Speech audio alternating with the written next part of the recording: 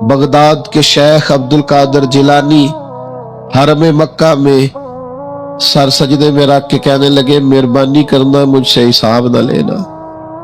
خواجہ حسن بصری کہتے ہیں میں حرم میں تھا، اپنے حجرے میں تھا، کسی کے چیخنے کی آواز آئی یا اللہ معاف کر دے، یا اللہ معاف کر دے، حساب والے دن میرے اوپر نرمی کرنا۔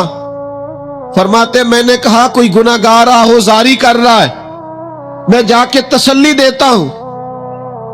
اور جب میں نے جا کے چہرہ دیکھا فرماتے کلیجہ پھٹ گیا، وجود کانپ گیا، اور میں اس دعا کرنے والے کے قدموں سے لگ گیا۔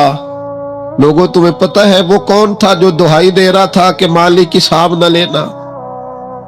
وہ حسین کا کربلا میں تنہا بچ جانے والے صاحبزادہ امام زین العابدین تھے، وہ شیر خدا کا پوتا، فاطمہ کا جگر پارا، تعلیم امت کے لیے حرم مکہ میں اللہ کے حضور آہوزاریاں کرتا ہے۔ مالک وَلِمَنْ خَافَ مَقَامَ رَبِّهِ جنتان، اللہ کہتا ہے جو میرے سامنے کھڑے ہونے سے ڈرے گا میں 2 جنتیں دوں گا۔ امام زین العابدین حرم مکہ میں کہتے ہیں مالک حساب نہ لینا، مہربانی کرنا، پردے رکھنا۔ زین العابدین آپ کا تو پلو پکڑ کے ساری امت جنت میں جائے گی، آپ کے تو قدموں سے لگ لگ کے ہمارے باپ ہمارے دادا جنت میں جائیں گے، آپ کی دادی سیدہ پاک کے آنچل میں چھپ کے تو ہماری بیٹیاں پناہ مانگیں گی، ہماری مائیں ان کے قدموں سے لگیں گی، تو جنت کے راستے کھلیں گے۔ امت کو تعلیم دیتے ہیں ڈرو نہ، اپنی زندگی سنوارو نہ، اپنے شب و روز پر توجہ کرو، بدل نہ جائے یا رب، کچھ اپنی آخرت کا تصور نہ بنائے، کچھ اپنے رب سے معافی نہ مانگے، قیامت میں حساب دینا۔ وہ کہتا ہے تمہیں سامنے، اور نبی پاک علیہ السلام کی احادیث، آثار اور ساری چیزیں سامنے رکھ کے علماء نے ایک نتیجہ نکالا ہے، فرمایا قیامت کے دن سب سے پہلا حساب علماء کا ہوگا، جنہوں نے عزتیں زیادہ سمیٹی ہے نا۔ یہاں ایک دفعہ ایک ایم پی اے صاحب آئے ٹائم لینے کے لیے، میں نے معذرت کر لی، میں نے کہا میرے پاس وقت نہیں ہے، تو مجھے کہنے لگے لوگ تو ہمارے پیچھے بھی بڑے ہیں۔ میں نے کہا آپ کو لوگ ووٹ دیتے ہیں، ہم پر لوگ جان دیتے ہیں۔ اتنی اگر سعادتیں سمیٹی ہے تو پھر سنو نا، جنہوں نے یہ دعوے کیے ہیں کہ ہم دیندار ہیں، فرمایا پہلا حساب علماء کا ہوگا، دوسرا حساب مجاہدین کا ہوگا، تیسرا مالداروں کا ہوگا، اور فرمایا یہاں تک کہ اللہ تو صبح قیامت انبیاء کرام علیہ السلام سے بھی تبلیغ کے بارے میں سوال کرے گا، ہر ایک سے سوال ہونا ہے۔ ہم اپنی اپنی تیاری کریں قیامت کے روز کے لیے، آخرت کے دن کے لیے۔ یا ایھا الذین آمنوا اتقوا اللہ ولتنظر نفس ما قدمت لغد، اے ایمان والو اللہ سے ڈرو اور ہر نفس یہ سوچے کہ میں نے آخرت کے لیے آگے کیا بھیجا ہے۔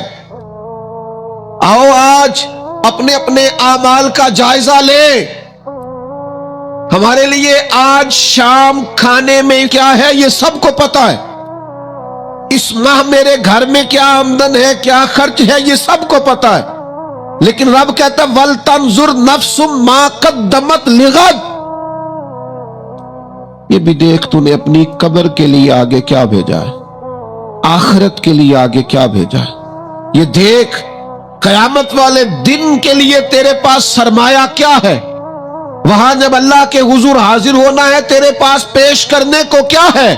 جناب صدیق کے پاس پیش کرنے کو وفا ہے، امت کی خدمت گزاری ہے جناب عمر کے پاس، جناب عثمان غنی کے پاس سخاوت ہے، مولا علی نے ہر میدان میں تلوار چلا کے اسلام کا جھنڈا بلند کیا ہے، حسین ابن علی نے سر دے کر اللہ کے حضور نظر پیش کی ہے۔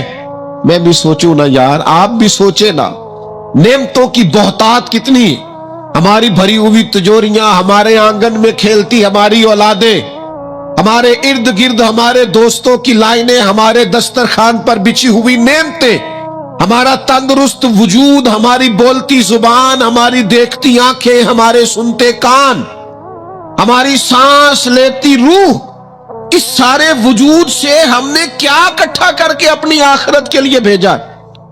صبح قیامت کے لیے ہم نے سامان کیا کیا ہے؟ اللہ کے حضور جب ہمیں جواب دینا ہے تو ہمارے دامن میں کیا ہے، کیا پیش کرنا ہے؟ آج اپنے دل سے، اپنی روح سے یہ سوال ہمیں ضرور کرنا ہے، اور ایک بار نہیں 100 بار کرنا ہے، اور بار بار کرنا ہے۔ نبی پاک صلی اللہ تعالی علیہ وسلم نے ارشاد فرمایا ہے، حضور فرماتے 5 سوال پوچھے گا رب قیامت کے دن، اور جب تک تم ان سوالوں کے جواب نہیں دو گے تمہیں ہلنے نہیں دیا جائے گا۔ ایک یہ پوچھا جائے گا، عمر کہاں گزری؟ سارا وقت ضائع ہو گیا موبائل پہ، سارا ٹائم ضائع ہو گیا خوش گپیوں میں، شغل میلہ، آنا جانا، عمر ساری قیمتی وقت ضائع کر دیا۔ اور پھر ایک سوال، اسی سوال سے متعلقہ دوسرا ہوگا، جوانی کہاں گزاری؟ وہ ساری کھیل کود میں گزر گئی، لہو و لعب میں گزر گئی، گیموں میں گزر گئی، یہ سوال ہوگا۔ اور تیسرا سوال رب پوچھے گا، بتاؤ نا مال کہاں سے کمایا، ذرائع آمدن بتاؤ، دنیا میں تو تم نے دھول جھونک لی، جہاں دھونکنی تھی یہاں بتاؤ کہاں سے کمایا، اور کما کر بھی تم مالک نہیں ہوئے۔ چوتھا سوال یہ پوچھا جائے گا، بتاؤ مال خرچ کہاں کیا، اور میرے نبی پاک فرماتے ہیں 5واں سوال یہ ہوگا، یہ بتاؤ اپنے علم پر عمل کتنا کیا۔ لیکچر دینا آسان ہے، تقریر کرنا آسان ہے، واعظ کرنا آسان ہے، سمجھانا آسان ہے، فیس بک پر اچھی نصیحت لکھ دینا آسان ہے، روز صبح واٹس ایپ پہ سب کو بہترین نصیحتیں بھیجنا آسان ہے، لیکن قیامت کے سوالوں میں سے ایک معتبر سوال ہے، بخاری میں موجود ہے، 5 سوالوں میں سے آخری سوال یہ ہے کہ جو تم جانتے تھے، جس کا تمہیں علم تھا، جو تم نے سیکھا تھا، جو تم نے پڑھا تھا، اس پر تمہارا عمل کتنا تھا؟ کس کو نہیں پتا نماز فرض ہے؟ کس کو نہیں پتا والدین کی خدمت کرنا ضروری ہے؟ حلال حرام کی تمیز سے کون آگاہ نہیں ہے؟ کون نہیں جانتا کہ میرا رویہ تلخ ہے، لوگوں کو تکلیف دیتا ہے؟ کون نہیں سمجھتا کہ میری فلاں فلاں چیز کی وجہ سے فلاں فلاں لوگ تڑپتے ہیں، سسکتے ہیں، روتے ہیں؟ بہت ساروں کو پتا ہے کہ میری بیوی، میرے بچے، یہ کچھ عورتوں کو پتا ہے میرا شوہر، میرے خاندان والے میری وجہ سے تکلیف میں، بہت سو کو پتا ہے میری وجہ سے میرے پڑوسی تکلیف میں، بہت سو کو پتا ہے میری وجہ سے میرے ملازم تکلیف میں ہے۔ تم سے پوچھا جائے گا اپنے علم پر کتنا عمل کیا، وہ جو تم جانتے تھے، جتنا تمہیں شعور تھا۔ آج پوری امت مسلمہ میں کیا ہو رہا ہے؟ تقریریں، واعظ و نصیحت، فقط واعظ و نصیحت۔ اقبال کہتے ہیں، مسجد تو بنا دی شب بھر میں ایمان کی حرارت والوں نے، اور یہ دیکھنا کیا کہتے ہیں، من اپنا پرانا پاپی تھا، برسوں میں نمازی بن نہ سکا۔ اور اقبال بڑا اپدیشک ہے، من باتوں میں موہ لیتا ہے، بڑی سونی باتیں کرنی آتی ہے ہمیں۔ اقبال بڑا اپدیشک ہے، یہ من باتوں میں موہ لیتا ہے، پر گفتار کا قاضی ہے یہ بنا، کردار کا غازی بن نہ سکا۔ گفتار کا قاضی غازی بننا آسان ہے، لیکن اپنے عمل میں نکھار لانا، ہاں۔ سب سے پہلے 2 چیزوں کا حساب ہونا قیامت میں، یاد رکھیے گا۔ اعمال میں سب سے پہلے نماز کا حساب ہوگا۔ حضور نے فرمایا کافر اور مومن کے بیچ فرق ہی نماز کا ہے، اور حقوق العباد میں سب سے پہلے قتل کا حساب ہوگا۔ یہ 2 حساب سب سے پہلے، اور کچھ لوگ ایسے بھی ہوں گے جن کا حساب آسان ہوگا۔ نبی پاک علیہ السلام نے وہ 3 لوگ بھی بتائے ہیں جن سے میرا مالک آسان حساب لے گا۔ یا رسول اللہ کون کون سے؟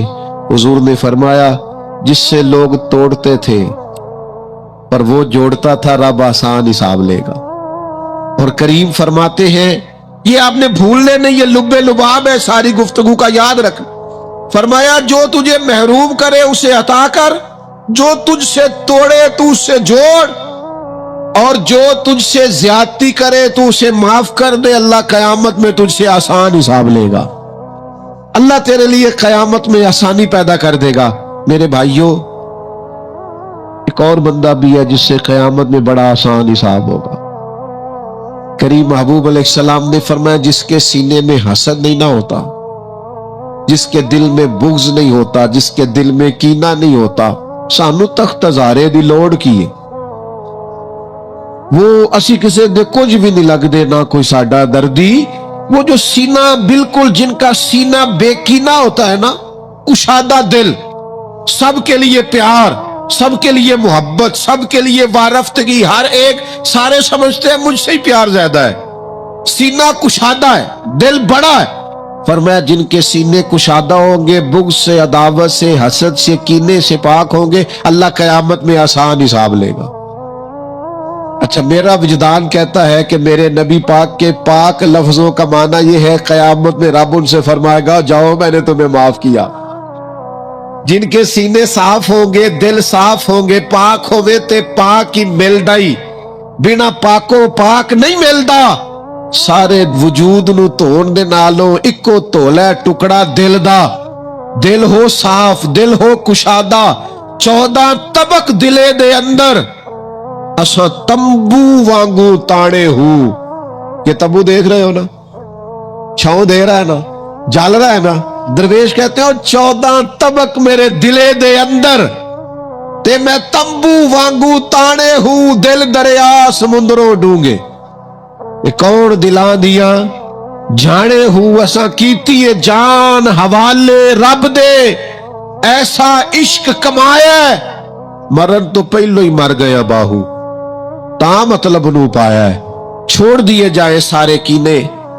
جب قیامت میں اللہ کے حضور حاضری کا ڈر ہونا تو پھر نہ بندہ بددیانت نہیں ہوتا، بے ایمان نہیں ہوتا، لاکھوں کروڑوں اربوں بھی آئے تو کبھی بھی اس کی رال نہیں ٹپکتی، کبھی بھی اس کا دل للچاتا نہیں۔ اور اگر لوگ بددیانت ہو جائیں تے چوری ککھ دیوی تے چوری لاکھ دیوی، پھر لوگ 1 روپیہ بھی نہیں چھوڑتے، پھر ذرا سی بات پہ بددیانت ہوتے ہیں۔ صحیح بخاری مسلم میں حدیث ہے، نبی پاک علیہ السلام فرماتے ایک شخص نے زمین بیچی، دوسرے نے خرید لی، جب وہ خریدنے والے نے اسے کھودا تو اندر سے خزانہ نکل آیا۔ مجھے بتاؤ خزانہ نکلے تو لوگ چھپاتے نہیں پھرتے، لوگ تہ کے اندر نہیں لے کے جاتے، وہ خزانہ نکل آیا۔ اس نے کیا کیا، وہ لے کے اس شخص کے پاس چلا گیا جس سے اس نے زمین خریدی تھی، کہنے لگا یار تیری زمین سے خزانہ نکل آیا، میں نے زمین خریدی تھی، خزانہ تو نہیں نہ خریدا تھا۔ یہ ذرا دیانت کا عروج دیکھو، تقوی کا نور دیکھو، یہ دیکھو باطن کیسے تھے لوگوں کے، اربوں کروڑوں روپیہ، یہ حضور بیان فرما رہے ہیں، بخاری مسلم میں موجود ہے۔ کریم فرماتے ہیں اس شخص نے جا کے کہا بھئی میں نے زمین خریدی تھی، خزانہ نہیں خریدا تھا، لہذا یہ تیرا ہے۔ وہ بھی رب کا بندہ تھا، کہنے لگا میں نے نا زمین بیچی تھی اور جو کچھ ہے وہ سارا ہی بیچ دیا تھا، لہذا نکل آیا تو تیرا ہی ہے، میرا ہوتا تو جب میرے پاس تھی تب نکلتا، لہذا تیرا ہی ہے۔ دونوں میں بحث ہونے لگ گئی، وہ کہتا ہے تو رکھ، وہ کہتا ہے آج کل کیا ہوتا ہے، وہ ذرا مہنگی ہو گئی نا، سڑک گزر گئی، کہتے ہیں مکر جاؤ، زمین ذرا مہنگی ہو گئی ہے، کوئی تھوڑا ریٹ اور لگ گیا، خزانہ نکل آیا۔ حضور فرماتے ہیں وہ دونوں ایک دانا کے پاس گئے اور جا کے کہا یار یہ مسئلہ بن گیا ہمارے لیے، خزانہ نکل آیا زمین سے، تو اب میں اسے کہتا ہوں تو لے واپس، چونکہ تیری زمین سے نکلا ہے، تو یہ کہتا ہے میں نے زمین بیچی تو خزانہ بھی بیچ دیا۔ وہ دانا کہنے لگا تمہاری کوئی اولاد بھی ہے؟ ایک کہنے لگا میری بیٹی ہے، دوسرا کہنے لگا میرا بیٹا ہے، کہنے لگا دونوں کی شادی کر دو اور خزانہ دونوں کو دے دو۔ اور میرے بھائی جب حضرت شیخ ابو الحسن ایک درویش تھے مصر میں، ہر روز دعا مانگتے تھے یا اللہ تاجر کی ان 2 بیویوں پہ رحم فرما، یا اللہ اس تاجر کی 2 بیویوں پہ رحم فرما۔ لوگوں نے کہا حضور یہ کیا معاملہ ہوا؟ فرمانے لگے یہاں مصر میں ایک تاجر رہتا تھا، اسے اکثر و بیشتر تجارت کی غرض سے ملک شام جانا پڑتا، تو اس نے سوچا وہاں نکاح نہ کر لوں، اس نے وہاں نکاح کر لیا، مالدار تھا، وہاں ایک بیوی رکھ لی، مکان رکھ لیا۔ اب یہ جو بیوی مصر میں تھی نا، اسے تھوڑا شک گزرا، بیوی بڑی گہری جاسوس ہوتی ہے، اسے سمجھ آ گئی کہ بدلے بدلے سے میرے محبوب نظر آتے ہیں، اسے سمجھ آ گئی کہ دھلے دھلے کپڑے آتے ہیں، وہ کیفیت ہی نہیں پہلے جو رنگ ہوتا تھا۔ ایک شخص کو پیسے دیے، کہا ذرا اس کی جاسوسی تو کر۔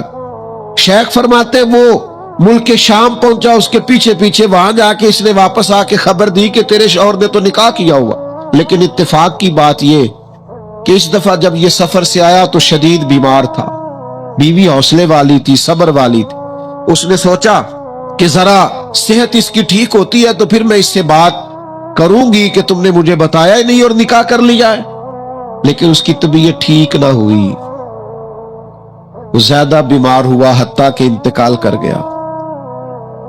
اولاد کوئی نہیں تھی، اس بیوی نے عدت گزاری اور پھر جتنی جائیداد تھی اس کا وہ حصہ جو دوسری بیوی کا بنتا تھا وہ سارا اونٹوں پہ رکھا اور مصر سے لے کر شام پہنچی اپنے بھائیوں اور عزیزوں کے ساتھ، اور اسے جا کے کہنے لگی زمانہ تو نہیں جانتا پر میں تو جانتی ہوں نا، اللہ کو جواب دینا ہے، اس کی تو بھی بیوی ہے، جتنی میں حقدار ہوں تو بھی حقدار ہے، لہذا یہ حصہ تیرا رکھ لے۔ وہ کہنے لگی میری بہن اللہ تجھے جزا دے، جس رب کو تو نے قیامت میں حساب دینا میں نے بھی اسے ہی دینا ہے۔ میرا شوہر یقیناً میرا شوہر تھا، میرا اس سے نکاح ہوا تھا، پر اس دفعہ جب وہ آیا تو شدید بیمار تھا، کہنے لگا شاید میں بچ نہ سکوں۔ وہ ایک مکان مجھے دے گیا، کچھ مجھے میرا حصہ دے گیا اور مجھے طلاق دے گیا، کہنے لگا کہ تو جہاں چاہے نکاح کر لینا، میری صحت مجھے لگتا ہے کہ اب وقت جانے کا آ گیا۔ کہنے لگی بہن چونکہ مجھے طلاق ہو گئی تھی اب میں اس میں سے حصے دار۔ شیخ فرماتے ہیں گواہ دونوں کے پاس کوئی نہیں تھا، پر دونوں اللہ کو جواب دینا چاہتی تھی، اس تقوی کا مظاہرہ کیا۔ فرماتے میرا دل کرتا ہے جب بھی نماز پڑھتا ہوں تاجر کی دونوں بیویوں کے لیے دعا کرتا ہوں، فَوَا رَبِّكَ لَنَسْأَلَنَّهُمْ أَجْمَعِينَ، محبوب تیرے رب کی قسم قیامت میں میں ان سے حساب لوں گا۔ یہ جو آخرت کا تصور ہے نا، حضرت ابو ذر غفاری رضی اللہ تعالیٰ عنہ نے اپنے غلام سے کہا جو بہترین اونٹ ہے وہ اللہ کے رستے میں خرچ کر دو، خیرات کر دو، بہترین۔ شام کو سیدنا ابو ذر غفاری رضی اللہ تعالیٰ عنہ تشریف لائے تو وہ جس اونٹ کے بارے میں آپ اشارہ کر کے گئے تھے خرچ کر دینا، اللہ کے رستے میں دے دینا، وہ بندھا ہوا ہے، اور اس سے جو دوسرے نمبر کا کم، اس سے جو کم قیمت کا تھا، باقی سب میں بہتر لیکن اس سے کم قیمت کا، وہ اونٹ آپ کے غلام نے اللہ کے رستے میں خرچ کر دیا، خیرات کر دیا۔ تو آپ فرمانے لگے یار میں نے تمہیں کہا تھا یہ اونٹ دینا۔ وہ کہنے لگا حضور یہ تو آپ کی سواری کا اونٹ ہے نا، تو میں نے چاہا تھا جو آپ کی سواری کا اونٹ ہے وہ رکھ لیا جائے۔ تو سیدنا ابو ذر غفاری رضی اللہ تعالیٰ عنہ فرمانے لگے میں سواری کے لیے تو تجھے کہہ رہا تھا خرچ کر دے، پر دنیا کی سواری کے لیے نہیں، آخرت کی سواری کے لیے۔ وہ جو قیامت میں اللہ کے حضور پیش ہونا ہے تو میں نے کچھ بھیجا ہوا تو ہو، وہاں میرے پاس کوئی خزانہ تو ہو، آخرت کی جمع پونجی تو ہو، کوئی ہو نا میرے پاس جو میں نے آخرت کے لیے۔ ناراض نہ ہونا، بہت سارے معاملات میں ہم اولاد سے نہیں مشورہ کرتے، نہیں گھر والوں سے پوچھتے، اللہ کے راستے میں خرچ کرتے ہوئے کیوں کہتے ہو مشورہ کر کے بتاؤں گا، بات کر کے بتاؤں گا۔ جب اپنے دنیاوی بہت سارے معاملات میں آزاد ہوتے ہو تو اپنی آخرت کا ذخیرہ جمع کرنے کے لیے کیوں ہم آزادی کے ساتھ فیصلہ کیوں نہیں کرتے؟ نبی رحمت نور مجسم شفیع معظم صلی اللہ تعالی علیہ وآلہ وسلم گھر میں تشریف لائے، حضور نے پوچھا کیا ہے کھانے کے لیے؟ عرض کی حضور ایک بکری ذبح کی تھی، ساری بانٹ دی ہے، ایک دستی بچی ہے، ایک ٹانگ کی دستی کا کچھ حصہ بچا ہے۔ حضور نے فرمایا نہیں، جو تم نے بانٹ دیا ہے وہ سارا ہی بچ گیا ہے۔ کیوں؟ وہ آخرت کے لیے جمع ہو گیا، وہ سارا بچ گیا۔ یہ جو تم نے کہا ہے نا یہ بچی ہے، یہ نہیں بچی، بچا تو وہ سارا ہے جو راہ خدا میں بانٹ دیا گیا۔ میرے عزیزوں اتنا بڑا مجمع ہے، ہزاروں کی تعداد میں آپ لوگ تشریف لائے ہیں، میں عاجز آدمی آپ سب سے زیادہ گناہگار صرف ایک پیغام دینا چاہتا ہوں، اللہ کے سامنے ہم نے کھڑے ہونا ہے، اپنی آخرت کی تیاری کریں، میں بھی آج نئے سرے سے اپنی زندگی پر غور کروں گا، آپ بھی نئے سرے سے اپنی زندگی پر غور کریں۔ میں بھی آج اللہ کے حضور صدق کے دل سے معافی مانگوں۔ ہم سب اللہ کے حضور حاضر ہیں، جمعہ پڑھنے آئے ہیں، معافی مانگے۔ سارے اپنے رب کی بارگاہ میں عرض گزار ہوں کہ ہمارا مالک ہمارے اوپر فضل کرے اور ہمیں ایسی توفیق دے کہ ہم اپنی آخرت کے لیے کوئی ذخیرہ کر سکے۔ آخرت کی فکر بڑی اہم چیز ہے۔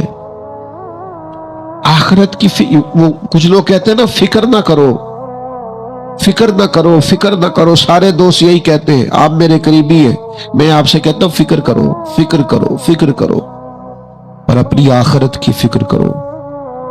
2-2.5 سال ظاہری طور پر عمر کم تھی حضرت صدیق اکبر کی نبی پاک سے، لیکن ایک دن حضرت صدیق اکبر نے عرض کی، یا رسول اللہ صلی اللہ تعالی علیہ وسلم، میں دیکھ رہا ہوں آپ پر تو بڑھاپا آ گیا ہے، بال مبارک سفید ہو رہے ہیں۔ تو حضور فرمانے لگے، سورہ ہود، سورہ واقعہ، سورہ مرسلات، فرمایا اس طرح کی سورتوں نے مجھے بوڑھا کر دیا۔ کیوں؟ ان میں قیامت کا ذکر ہے، ان میں آخرت کا ذکر ہے، اللہ کے حضور حاضری کا ذکر۔ ان صورتوں نے، ان کی فکر نے، حضور فرماتے ہیں، یہ ترمذی شریف میں موجود ہے، مجھے بوڑھا کر دیا ہے۔ ہم بھی بوڑھے ہو گئے ہیں پر اولاد کی فکر میں، ہم بھی بوڑھے ہو گئے ہیں مال کی فکر میں۔ ہمیں بھی کچھ تھوڑی فکر کرنی چاہیے آخرت کی۔ آج سے تیاری شروع کریں، ابھی سے اپنی آخرت کے لیے غور و فکر شروع کریں۔ ایک بات عرض کر، آخرت کی فکر ہونا تو پھر بندہ بندوں کے معاملے میں بھی محتاط ہوتا ہے، بلا وجہ الزام نہیں لگاتا، بلا وجہ بدنام نہیں کرتا۔ میں نے آج آپ کی خدمت میں اس جمعے میں ایک خاص اپنے دل کا درد رکھنا ہے۔ کسی کے بارے میں بھی پروپیگنڈا چھوڑ دیں، کسی شخص کے بارے میں بھی غلط بات کرنی چھوڑ دیں۔ پڑوسی، دوست، احباب، محلے دار، جس کے بارے میں حقائق کا نہیں پتا، اس کے بارے میں ہمیں اللہ کے حضور حاضر ہونا ہے، جواب دینا ہے۔ کوئی بھی کسی بھی کی عزت پر ہاتھ ڈالنا چھوڑ دے۔ اسلام میں چور کی سزا ہاتھ کاٹنا ہے، لیکن اسلام پہلے غور کرتا ہے چوری کیوں کی، اسباب کیا بنے۔ حضرت عباد بن شرجیل رضی اللہ تعالیٰ عنہ کہتے ہیں، میں نے اپنے پڑوسی کی باغ سے کچھ پھل لے لیے تھے، کچھ کھا لیے تھے، کچھ میں نے اپنی چادر کے پلو میں چھپا لیے۔ ابن ماجہ میں موجود ہے، مسند احمد میں موجود ہے، دیگر کئی کتب احادیث میں موجود ہے۔ فرماتے اس نے مجھے پکڑ لیا، حضور کی بارگاہ میں لے گیا، تو نبی کریم نے مجھ سے فرمایا کیوں چوری کی؟ بات کو سمجھنا۔ عرض کی حضور بچے بھوکے تھے، تکلیف میں آ گیا۔ اب پتہ اس چوری کے لیے حضور نے کیا فیصلہ کیا؟ نبی پاک اس کے پڑوسی سے فرمانے لگے، جب بھوکا تھا تم نے روٹی کیوں نہیں دی؟ جب یہ جاہل تھا علم کیوں نہیں دیا؟ اور فرماتے ہیں میری سزا حضور نے یہ سنائی کہ 1 اونٹ بھر کے مال کا مجھے دیا گیا۔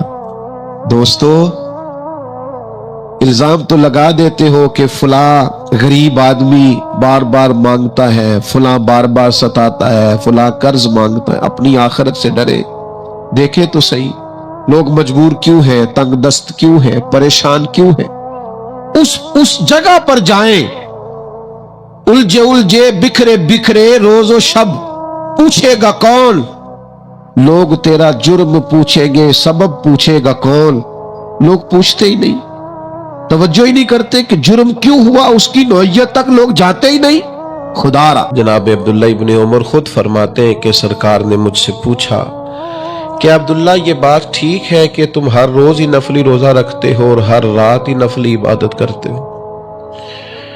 تو میں نے عرض کیا یا رسول اللہ صلی اللہ تعالی علیہ وسلم ایسا ہی ہے۔ اللہ کے پیارے حبیب علیہ السلام نے فرمایا ایسا نہ کرو۔ وہ نفلی روزہ رکھتے تھے، ہر روز ہر رات نفلی عبادت کرتے تھے۔ تو محبوب نے ان سے تصدیق کرانے کے بعد فرمایا ایسا نہ کرو، کبھی روزہ رکھا کرو، کبھی افطار کیا کرو، اور فرمایا کبھی نماز پڑھا کرو، کبھی سو جایا کرو۔ کیوں؟ اس لیے کہ حضور فرمانے لگے تمہارے جسم کا بھی تم پر حق ہے، تمہاری آنکھ کا بھی تم پر حق ہے کہ اسے نیند آتی ہے، تمہاری بیوی کا بھی تم پر حق ہے، اور فرمایا تم سے جو ملاقات کرنے کے لیے آتا ہے اس کا بھی تم پر حق ہے۔ تو یہ لفظ کہہ کے کہ تمہارے اپنے اوپر بھی حقوق ہیں، تمہاری ذات کے بھی تم پر حق ہے کہ میں ایسا کیا کروں کہ مستجاب الدعوات بنوں۔ تو مجھے بتائیے، یہاں آج کل ہمارے عرف میں لوگ کہتے ہیں جناب آپ یہ وظیفہ پڑھیں، اس کے بعد یہ پڑھیں، اس کے بعد یہ پڑھیں، پھر اس کے بعد آپ دعا مانگیں۔ اچھی بات ہے، بڑی عمدہ نصیحت ہے اگر کوئی کسی کو اس طرح کہتا ہے۔ کچھ لوگ کہتے ہیں جناب آپ فلاں مقام پہ چلے جائیں اور وہاں جا کے دعا مانگیں تو دعا قبول ہوگی۔ بالکل ٹھیک ہے، کوئی انکار نہیں۔ بعض ایسے مقامات ہیں جو مقدس ہیں، وہاں کی حاضری اللہ نصیب کرے تو دعائیں قبول ہوتی ہیں۔ پر امام طبرانی حضرت عبداللہ ابن عباس رضی اللہ تعالیٰ عنہ سے یہاں جو روایت لائے ہیں، اس میں جو ایک بالکل ہی انفرادی پہلو اللہ کے حبیب علیہ السلام نے ہمیں عطا کیا اور ہماری سوچوں کو ایک نیا زاویہ سرکار نے عطا کیا۔ جناب سعد عرض گزار ہیں، حضور میں چاہتا ہوں میری جھولی اپنے رب کریم کے حضور جب بھی پھیلے مجھے گویا بھری ہوئی ملے، رحمت عطا ہو، کرم نصیب ہو۔ تو حضور نے وظیفہ بھی کوئی نہیں بتایا، چلہ بھی کوئی نہیں بتایا۔ اللہ کے حبیب فرمانے لگے آپ اپنے رزق کو پاک کر لیں، جو دعا مانگیں گے رب قبول فرمائے گا۔ بس آپ کھانے میں پاکیزگی کا خیال کریں، رزق میں آپ طہارت کے قائل ہو جائیں۔ آپ جب بھی کھانا کھائیں تو دیکھ لیں اس میں کوئی آمیزش نہ ہو لقمہ حرام کی، تو آپ جب بھی دعا مانگیں گے اللہ قبول فرما لے گا۔ تو میرے عزیز، یہ جو طہارت ہے نا، رزق کی طہارت، یہ بڑا بنیادی مسئلہ ہے۔ میں آپ کی خدمت میں عرض کروں، جتنا مال ہم اکٹھا کرتے ہیں سارا کھا نہیں سکتے، نہیں کھایا جاتا۔ ایک دفعہ مجھے ایک نعت خواں صاحب نصیحت کرنے لگے کہ جناب وہ کئی دفعہ یوں بھی ہوتا ہے نا کہ سورج کو لگے دھبا قدرت کے کرشمے ہیں اور بت ہم کو کہیں کافر، چلو اللہ کی مرضی ہے۔ وہ مجھے ایک دفعہ کہنے لگے آپ نے ہر شے بڑی سستی کر دی ہے، بغیر کسی مطالبے کے چلے جاتے ہیں آپ، تو اس سے وقار نہیں رہتا۔ اور مجھے سمجھایا، ایک بڑے اچھے خطیب صاحب تھے اور ایک نعت مجھے انہوں نے سمجھایا۔ ظاہر ہے ہم چھوٹے بندے ہیں، کوشش بھی کرتے ہیں کوئی سمجھائے، تو کافی لوگ ہمیں سمجھاتے ہیں، ویسے صحیح بتا رہا ہوں، آپ کافی بندے سمجھاتے ہیں اور ہم بھی چلو سمجھنے کو تیار بیٹھے ہیں ہر وقت۔ تو وہ کہنے لگے کہ وقار نہیں، اور مجھے مثال دی، کہنے لگے بتائیں ایک ڈاکٹر کی فیس کچھ بھی نہیں، یہاں ایک کی فیس 1000 روپے اور ایک کی 10,000 ہے، تو لوگوں کی نظر میں قیمتی کون ہوگا؟ کہنے لگے ویکھو نا میں لینا 80 تو تسی کچھ بھی نہیں مانگدے، تو پھر بندیاں کنوں قیمتی سمجھنا ہے؟ میں کہ گل تیری ٹھیک ہے، لیکن تینوں کس آکھیا اسی کچھ نہیں لیندے، اسی تے دل لینے ہاں؟ کس بندے نے تجھے کہا؟ تیری غلط فہمی ہے، تیری غلط فہمی ہے۔ تجھے کس نے کہا ہے؟ وہ ایک بزرگ تھے نا، تو مرید ہونے کے لیے ان کے پاس ایک شخص آیا، تو انہوں نے کلمات پڑھا دیے، تو ہاتھ میں ہاتھ نہیں لیا، تو وہ اپنے شیخ سے کہنے لگے حضور تسی بیعت کیتا ہے ہتھاں چ ہاتھ تے لیا نہیں، فرمان لگے سجنا دلاں چ دل جو لے لیا ہے، تو سودا تو دل کا ہے۔ تو لوگ سبق دیتے ہیں نا جی، سبق پڑھاتے ہیں، کہتے ہیں جناب کمال ہو گئی۔ تو میں نے ان کی ساری بات سمجھ لی، میں نے کہا جی آپ نے مجھے بڑا سمجھایا ہے، آپ کی 80,000 فیس ہے اور بقول آپ کے آپ 2 محفلیں کرتے ہیں ایک دن میں، تو روٹیاں کنیاں کھاندے ہو؟ کہنے لگا جی وہ 2-3 آئی، تو میں کیسی تے تسی انج منگدے ہو جی میں 100 کھاندے ہو روز دی۔ بھئی کتنی روٹیاں کھا سکتے ہیں بتائیں؟ اللہ نے بندے کا پیٹ اتنا بڑا نہیں بنایا، 2-3 کھا لے گا کیا کرے گا؟ تو میں کہ 80 ایک تے 80 2 160 آپ روز لیتے، کھاتے کتنا کو؟ چپ کر گیا۔ تو میں نے کہا جب اللہ نے آپ کو لمیٹڈ بنایا ہے تو ان لمیٹڈ کیوں ہوتے ہو؟ حضور کی ثنا خوانی کرنی ہے، کر کے تو دیکھو، اس میں تو کرم ہی بڑا ہے، اس میں تو عطا ہی بڑی۔ تو میرے عزیز یاد رکھیے گا، یہ مت سمجھیں کہ رزق اگر آپ کا پاک ہے تو یہ کوئی معمولی بات ہے، یہ تو آپ کی دعاؤں کی قبولیت کا سبب۔ اور دوسری حدیث تو ترمذی میں حضور علیہ السلام فرماتے ہیں ایک شخص لمبا سفر کر کے آتا ہے، اس کے کپڑے گردآلود ہیں، اور آتا ہے سے کیا مراد ہے؟ تو شارحین حدیث فرماتے ہیں لمبا سفر کر کے آتا سے مراد یہ کہ مکے آتا ہے، مدینے آتا ہے، حرمین آتا ہے اور پھر دعا مانگتا ہے یا رب یا رب یا رب، لیکن حضور فرماتے ہیں اس کی دعا قبول نہیں ہوگی۔ اتنا لمبا سفر کیا ہے، کپڑوں پہ گرد پڑی ہے، بڑی تکلیف برداشت کی ہے، حضور کیوں قبول نہیں ہوگی؟ تو حضور فرماتے ہیں اس لیے کہ اس نے جو کھایا ہے وہ بھی حرام پیسوں کا ہے، جو پیا ہے وہ بھی ناجائز پیسوں کا ہے، اور جو کپڑے پہنے ہیں وہ بھی اس کے لیے جائز نہیں تھے۔ تو یہ جو اس کے رزق کی ناپاکی ہے، اس نے اس سے اس کے رب کا رشتہ کمزور کر دیا۔ وہ کریم رب جو گناہگار سے گناہگار کی دعا بھی قبول کرتا ہے، اس کی قبول نہیں کرتا جس کا رزق پاک نہ ہو، جس کے رزق میں طہارت نہ ہو، جس کی روزی روٹی ناپاک ہو، اس کی دعائیں اللہ کے حضور قبول نہیں ہوتی۔ میرے عزیز یاد رکھیں، اس میں تھوڑی احتیاط کریں۔ آج کل نا بڑی بے احتیاطی ہے۔ مجھے ایک بات کہہ لینے دیں، ہم کسی چیز سے کسی کو منع کرتے ہیں، وہ ساتھ ہی 2 فتوے اور لے آتا ہے۔ وہ کہتا ہے جی میں نے فلانے سے پوچھا ہے، آپ تو کہہ رہے تھے۔ ایک دوست مجھ سے پوچھ کے گئے کہ انشورنس کرانی چاہیے، میں نے کہا یار بچنا ہی بہتر ہے۔ تو 4 فتوے میرے پاس لے آئے، کہنے لگے مجھے فلانے نے بھی کہا ہے کرا لیں، فلانے نے بھی کہا ہے کرا لیں، فلانے نے بھی کہا ہے کرا لیں۔ تو میں نے کہا مسئلہ پتہ کیا ہے، آپ کا پروگرام بن گیا کرانے کا، آپ کا نا اب ارادہ ہے، آپ نے کرانی ہے تو دلیل بھی کہیں نہ کہیں سے مل ہی جائے گی۔ تو کہنے لگے آپ اتنے انکاری کیوں ہیں؟ میں نے کہا میں اس لیے انکاری ہوں کہ میری انشورنس میرے رب نے کر کے بھیجا ہے۔ کتنی عمر جیے گا، کتنا رزق کھائے گا، کتنے بچے ہوں گے، کتنی سانسیں ہوں گی، یہ تو لکھی ہوئی ہے، تو نہیں کرانے کی کیا ضرورت ہے جب ہر چیز طے ہے؟ تو آپ نے نہیں کیوں کرانی ہے؟ وجہ۔ اور پھر بڑے سیانے ہیں، بڑے بڑے عجیب و غریب قسم کے فتوے، فلانی چیز بھی تھوڑی سی گول کر لو، فلانی بھی۔ تو مجھے کہنے لگے کہ چلیں اختلاف تو آ گیا نا، پھر بھی گنجائش تو بن گئی۔ تو میں نے کہا پھر بھی میرے پاس بخاری کی حدیث ہے، نبی پاک علیہ السلام نے فرمایا ایک حلال ہے وہ بھی واضح ہے، ایک حرام ہے وہ بھی واضح ہے، ایک میں شک ہے۔ میرے کریم رسول فرماتے ہیں شک والی چیز سے بھی بچنا، تم نے شک والی چیز سے بھی بچنا ہے۔ اپنے رزق کو آلودہ نہ ہونے دینا، اپنے معاملات زندگی کے اندر طہارت رکھنا۔ کیا کریں، کس طرح آپ کی خدمت میں عرض کریں کہ یہاں صرف کھربوں روپے والا ہی بددیانتی نہیں کرتا، ریڑھی والا بھی دکھانے کو پھل اور لگاتا ہے، اور جب آپ لینے جاتے ہیں تو کہتا ہے نہیں میں نے سارے ملا کے بیچنے ہیں۔ بھئی آپ نے آگے آگے بڑے بڑے کیوں لگائے تھے؟ ہاتھی کے دانت دکھانے کے اور کھانے کے اور۔ عزیز بھائیوں، چھوٹی چھوٹی ذرا سی جگہ پر بددیانتی، حضرت محدث اعظم پاکستان مولانا سردار احمد صاحب رحمۃ اللہ علیہ ایک ٹیچر رکھنے لگے ادارے میں، تو کہا یہ ہم آپ کو وظیفہ دیں گے، آپ بتائیے۔ تو انہوں نے کہا جی میں 6 گھنٹے مسلسل پڑھاؤں گا۔ تو کہا شیخ یہ آپ ایسا نہ کریں، آپ اپنے تنخواہ کے معاملے کو بہتر کریں، 6 گھنٹے مسلسل آپ پڑھا ہی نہیں سکتے، واش روم نہیں جانا آپ کو، چائے نہیں پینی آپ کو، آپ یہاں لکھیں کہ میں طبی حاجات کے لیے کلاس چھوڑا کروں گا۔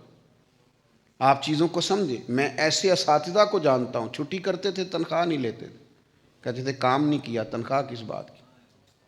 حلال اور طیب رزق پاکیزہ، اس کی احتیاط کرنا، اس کے پس منظر کو سمجھنا، اپنی روحانیت پر کبھی بھی کسی قسم کا بھی کوئی داغ نہ آنے دینا، اور ذرہ برابر بھی اس میں کوئی کوتاہی نہ آنے دینا، یہ بندے کی چیز روحانیت کو مضبوط کرتی ہے۔ امام اعظم ابو حنیفہ رحمۃ اللہ علیہ کپڑے کا کاروبار کرتے تھے، تو جب اس طرح کا موسم ہوتا تھا نا، بادل بن جاتے تھے اور دھوپ نہیں ہوتی تھی، تو امام صاحب کیا کرتے، اپنے سیلز مین سے کہتے کہ یہ نا دکان بند کر دو، آج ہمیں سودا نہیں بیچنا۔ کیوں؟ فرماتے اس لیے کہ گاہکوں کو کپڑا صحیح نظر نہیں آئے گا، چونکہ موسم بادل کا ہے، دھند کا ہے، انہیں صحیح دکھائی نہیں دے گا، ایسا نہ ہو کہ سمجھیں کچھ اور قیمت کسی اور کپڑے کی دے جائیں۔ ہمیں بالکل حلال اور طیب رزق کھانا ہے، ہمیں اس میں کسی قسم کی کوئی، یعنی اب تو بڑی بڑی لائٹیں لوگوں نے لگائی ہوتی ہیں کہ نظر ہی کوئی کیا بات ہے، کیا کچھ ہے، اور کیا اس میں لوگ رنگ بھرتے ہیں اور کیا تعریفیں کرتے ہیں اور کیا ان کا انداز ہوتا ہے۔ اپنے رزق میں محتاط ہوں، ایک دوست ایک دن کہنے لگے حضرت یہ جو لوگ بڑا ہی ڈراتے ہیں نا دوزخ سے، بڑا ہی پریشان کرتے ہیں، بڑا ہی آخرت کے بارے میں سخت جملے بولتے ہیں اور بڑی بعض روایات سنا کے ہمیں بڑے خوف زدہ کرتے ہیں، قیامت بڑی سخت ہوگی، ان کو بتایا کریں کہ اللہ بڑا کریم ہے، قیامت میں اس نے معاف کر دینا ہے، اس نے وعدہ کیا ہے کہ میرا غضب زیادہ نہیں، میری رحمت زیادہ ہے۔ اتنا ڈراتے ہیں۔ تو میں نے کہا وہ تو اس لیے ڈراتے ہیں کہ آپ عمل کریں۔ کہنے لگے ٹھیک ہے عمل کریں گے، پر اتنا خوف زدہ انہیں سمجھایا کریں اللہ کی رحمت زیادہ ہے، اللہ کا وعدہ ہے قیامت میں کرم فرمائے گا۔ تو میں نے کہا اللہ کا تو یہ بھی وعدہ ہے کہ رزق میرے ذمے ہے، اس کے لیے آپ صبح شام ڈیوٹی کرتے رہتے ہیں۔ اللہ کا وعدہ نہیں، جو زمین پہ چلنے والا ہے اس کا رزق میرے ذمے ہے۔ تو آپ مہربانی کریں نا، آپ اللہ کا وعدہ ہے آپ بیٹھ جائیں گھر میں آرام سے، اللہ کا وعدہ ہے نا۔ اللہ فرماتے ہیں جو زمین پہ چلنے والا ہے اس کا رزق میرے ذمے۔ تو جب اللہ کے ذمے رزق ہے تو سویرے اتنی جلدی کیوں اٹھتا ہے؟ اللہ کا وعدہ نہیں؟ عجیب بات ہے نا کہ یہ بھی اللہ کا وعدہ ہے کہ رزق میرے ذمے ہے، پر تو تھک گیا ہے، تو بیمار ہے پھر بھی جا رہا ہے، لیکن آخرت کے بارے میں تو کہتا ہے بڑا کریم ہے معاف کر دے گا۔ تو یہ بیٹھنا گھر میں، تو کہ بڑا مہربان ہے اس کے ذمے ہے تو آ جائے گا، میں نہیں جاتا دکان۔ اس کے لیے بڑی کوشش ہے، ہمت ہے، جد و جہد ہے، سویرے ٹائم پہ اٹھنا ہے، 1 گھنٹہ لیٹ نہیں ہونی چاہیے دکان، اور اس کے لیے تیرا خیال ہے معاف کر دے گا۔ تو عجیب منشا ہے نا، فلسفہ عجیب۔ تو رزق کے مسئلے میں یہ کہنا کہ نہیں کوئی مسئلہ ہی نہیں، تو یہ بڑی خوفناک بات ہے، اس کو سمجھیں۔ یہ قیامت کی نشانیوں میں سے نشانی نبی پاک نے بیان کی۔ حضور فرماتے ہیں قرب قیامت میں ایک وقت آئے گا لوگ پرواہ ہی نہیں کریں گے کہ میرا رزق حلال ہے کہ حرام ہے، پر جہاں سے آ رہا ہے جس طرح کا آ رہا ہے آنے دو، جس سمت سے آ رہا ہے بر آنے دو۔ نہ ماں باپ پوچھیں گے، نہ بیوی بچے پوچھتے ہیں، نہ کوئی اور سوال کرتا، آنے دو، کوئی گنجائش ہی نہیں۔ یہ قرب قیامت کی علامتوں میں سے علامت۔ اور شارحین حدیث فرماتے ہیں، بزرگ فرماتے ہیں جو رزق کی پرواہ نہیں نہ کرتا کہاں سے آ رہا ہے، اس کا پیٹ بھی کبھی نہیں بھرتا، پیاس بڑھتی ہے، بھوک بڑھتی ہے، اللہ اس کا فقر اور بڑھا دیتا ہے، اس کی غربت اور بڑھ جاتی، اس کے مسائل اور بڑھ جاتے۔ کیوں؟ پرواہ نہیں کر رہا کہاں سے آ رہا ہے، آتا جا رہا ہے، آئے جو آئے قابو کرو، جیسے آئے قابو کرو۔ اور حرام کی صرف یہی صورت نہیں کہ جو پیسے آپ کے نہیں تھے وہ آپ نے لے لیے، حرام کی بہت ساری صورتیں۔ جس آدمی نے جس چیز کے پیسے لیے اس کوالٹی کی چیز نہیں دی، اس کا رزق بھی پاک نہیں ہے۔ مجھے بتائیے آپ جس ڈاکٹر کے پاس بھی جاتے ہیں کوئی بھی دوائی لینے کے لیے، وہ سب سے پہلی چیز یہ کہتا ہے باہر کی چیزیں نہیں کھانی۔ کیوں؟ جو باہر کی چیزیں بیچتے ہیں انہیں اس بات کا احساس نہیں ہوتا کہ ہم جو بیچ رہے ہیں وہ بیماری ہے۔ اور یہ کیسے ہو سکتا ہے آپ بیماری بانٹیں اور آپ کے گھر شفا ہے، آپ تکلیف بانٹیں اور آپ کے گھر راحت آئے، آپ مرض بیچیں اپنی دکان پہ اور آپ کے گھر شفا آئے۔ اور میں تو اس ملک میں رہتا ہوں جہاں دوائیاں اصلی نہیں ملتی، دوائیاں اصلی نہیں ملتی، باقی چیز تو اور ایک طرف رہ گئی۔ کچھ لوگوں کا خیال ہوتا ہے ڈاکٹر سیاںا نہیں، آپ جا کے دوائی مانگے کہتے ہیں نسخہ وہی ہے، فارمولا تو لے جا۔ بھئی وہ جس نے لکھی ہے وہ بھی کہہ رہا تھا کہ یہی لے کے آنا جو میں نے لکھی ہے۔ تو رزق ہمیشہ پاکیزہ، طیب، حلال۔ اسی طرح میں ایک دفعہ ایک ہمارے دوست ہیں پیر صاحب ہیں، ہم ملاقات کے لیے برسرے رستہ ہی کہیں ملاقات ہو گئی، تو بیٹی انہوں نے اٹھائی ہوئی ڈاکٹر کے پاس لے کے جا رہے ہیں۔ تو کسی مرید کا فون آ گیا عقیدت مند کا، تو وہ کہہ رہا ہے کہ وہ بچہ ٹھیک نہیں ہوا، تو کہنے تینوں مرچاں دیتیاں نہیں سن، انہوں نے تخا تینوں بتیاں بھی دیتیاں سن، کیوں نہیں ساڑیاں تو میرا چونکہ دوست تھا تو میں کیا اپنی بچی ڈاکٹر کو لے چل رہے ہیں، انہوں مرچاں دے جانا ہے، انہوں بھی آ کے کسی چنگے ڈاکٹر کو بخائے۔ خدا کے بندے کیا فلسفہ ہے تمہارا؟ اپنی بچی کہتا میں ڈاکٹر کے پاس جا رہا ہوں لے کے، اس کو کہہ رہا تینوں مرچاں، اور میں کیا انہوں کہا چل مرچاں بھی تو ہا پر کسی ڈاکٹر نے بھی بخا۔ یہ کچھ کام ایسے ہوتے ہیں جن کا دیکھیں نا، دوائی کھانا کیا غلط ہے؟ یہ جو ادویات ہے اس میں شفا کون پیدا کرتا ہے؟ تو آپ کیوں تہمات کا شکار ہیں، کیوں وہموں کا شکار؟ تو پاکیزگی رزق ایک بڑا ضروری مسئلہ ہے، اس میں بہت زیادہ احتیاط کی ضرورت ہے۔ اللہ کے پیارے حبیب صلی اللہ تعالی علیہ وسلم نے نا ایک مثال بیان فرمائی، مسند امام احمد بن حنبل میں حدیث ہے، اور اس مثال نے نا کچھ چیزوں کو واضح کیا۔ یعنی کچھ چیزیں ایسی ہوتی ہیں جو تفصیل طلب ہوتی ہیں کہ رزق میں حلال اور حرام کا خیال رکھنا ہے تو کس حد تک رکھنا ہے۔ تو نبی پاک صلی اللہ تعالیٰ علیہ وسلم نے نا ایک مثال بیان کر کے اس ساری تفصیل سے آگاہ کر دیا کہ رزق کے معاملے میں محتاط کتنا رہنا۔ حضور فرمانے لگے کسی شخص نے 10 دینار کا لباس خریدا ہے، لیکن اس میں 1 دینار ناجائز ہے، اس کی جو قیمت خرید ہے وہ 10 ہے، لیکن اس میں جو اس کا اپنا نہیں، جو ناجائز شامل ہو گیا وہ 1 ہے، 9 روپے اس کے اپنے۔ حضور فرماتے ہیں اگر اس نے 10 دینار کا جوڑا خریدا اور 1 دینار اس میں حرام کا ہے، اور وہ 10 دینار کا جوڑا پہن کے اس نے نماز پڑھی، اللہ اس کی نماز قبول نہیں فرمائے گا۔ 9 دینار اپنے ہیں، اتنی بھی آمیزش حرام کی رب قبول نہیں کرتا، پسند نہیں فرماتا کہ 9 گنا اس میں جائز ہے، صرف 1 حصہ ناجائز ہے، تو وہ قابل قبول نہیں ہے۔ اس حد تک نبی کریم صلی اللہ تعالیٰ علیہ وسلم نے رزق کے معاملے میں ہمیں احتیاط کرنے کا کہا۔ نوجوانوں میں آپ کی خدمت میں ایک بات عرض کروں گا، اسے ہمیشہ یاد رکھنا، زیادہ پیسے بہتر نہیں ہوتے، پیسے برکت والے بہتر ہوتے ہیں۔ آپ کے پاس برکت والی روزی ہو، رب تعالیٰ آپ کے اور ہمارے اسی کے اندر سارے مسائل حل کرے، ضروریات پوری۔ میرے ابا جی کہا کرتے تھے پیسیاں دی لوڑ کو نہیں، بس بندے نے کسی دا دینا کچھ نہ ہوئے، کوئی قرضہ لینے نہ کھڑا ہو دروازے پہ۔ باقی بہت زیادہ مالدار ہونا اور بہت زیادہ آسودہ حال ہونا اس لحاظ سے اس میں ناجائز کی طرف جانا یہ درست نہیں ہے۔